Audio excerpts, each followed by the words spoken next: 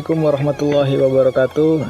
Alhamdulillah pada hari itu saya dan rekan-rekan disempatkan oleh Allah untuk mampir ke Islamic Book Fair yang ada di JCC Senayan. Ya kalau misalnya ditanya emang mau ngapain sih ke situ? Satu ya karena banyak bukunya, dua ya emang lagi gabut juga. Tapi kalau misalnya mau dijawab serius, kenapa sih mau ke Book Fair, Islamic Book Fair itu? Yang paling penting adalah karena kita sebagai manusia juga butuh sebuah amunisi untuk hati dan akal.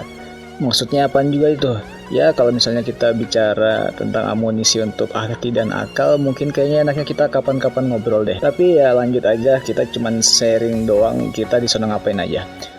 Pas masuk ke gerbangnya dan nggak usah ditanya deh apa di sana ramai atau enggak, karena kalau masuk di sana kalian tuh nggak cuman bertemu dengan orang-orang dari Nusantara, bahkan juga kalian akan bertemu dengan orang-orang dari luar negeri, kayak gitu tuh. Nah iya kayak gitu tuh. Kemudian lagi capek-capeknya tawaf, kita bertemu dengan satu stand Quran yang saya juga lupa sih nama standnya apa. Soalnya di sana standnya itu banyak banget. Tapi yang uniknya di sini di stand itu dia menaruh ada 3 lembar Al-Quran yang dituliskan surat Al-Mulk. Tapi yang pertama itu dia nulisnya cuma tulisan Arab doang, nggak pakai harokat. Kemudian di lembar selanjutnya dia tulis Mushaf Madinah, dan kemudian di belakangnya di Mushaf Indonesia. Pas ditanya memang bedanya apa antara Mushaf Madinah dengan Indonesia, ternyata ada satu perbedaan yang kalau kalian bisa teliti, ada namanya kepala shot yang gambarnya itu ya kayak gini lah. Pernah nemu nggak kayak gitu?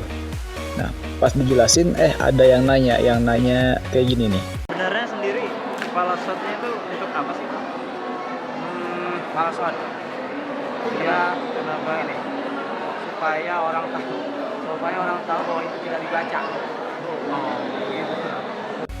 Setelah selesai kepo, terus lihat-lihat buku yang lain yang banyak yang bertumpuk, dan ya yang namanya juga bazar, kayaknya di mana-mana kalau misalnya ada diskon yang semakin tinggi diskon itu, maka pasti akan semakin berantakan barang itu. Coba aja dilihat, berantakan, dibeli juga enggak. Oke.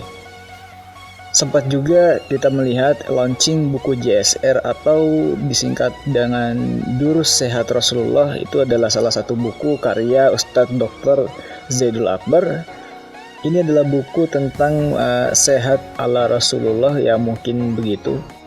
Sembari menunggu waktu karena kita lapar, kita coba ke tempat makanan dulu, dan setelah makan kita lanjut kepada acara yang terakhir, yaitu adalah duduk bersama mendengarkan tausiah daripada guru kami Kiai Haji Hasan Abdullah Sahal sebagai pimpinan Pondok Modern Darussalam Gontor. Dan seperti biasa, semua langsung mengeluarkan smartphone-nya masing-masing, kemudian mereka foto, dan kemudian ya saya juga nggak tahu mereka ngapain. Karena namanya kebaikan perlu disimpan dan perlu dibagikan. Oke. Momentum ini juga sekaligus menjadi reuni bagi kami alumni Pondok Modern Darussalam Gontor yang setelah lulus dari pondok kemudian banyak yang tersebar di penjuru Nusantara sampai penjuru dunia, yang ya jarang-jarang juga sih kumpul. Maka salah satu ajang untuk reuni, maka salah satunya ya di sini. Alhamdulillah selesai sudah untuk hari ini. Tapi kalau misalnya kita hidup hanya sekedar kita datang kemudian kita pergi, ya menurut saya kayaknya ada yang nggak lengkap juga gitu. Kalau misalnya kita cuma datang, pergi, dan tidak mengambil ibroh apa yang bisa kita dapat dari sebuah waktu yang telah berlalu. Karena Islamic Book Fair ini menurut saya bukan hanya sekedar pameran buku, tapi juga melainkan sebuah media untuk kita berdakwah.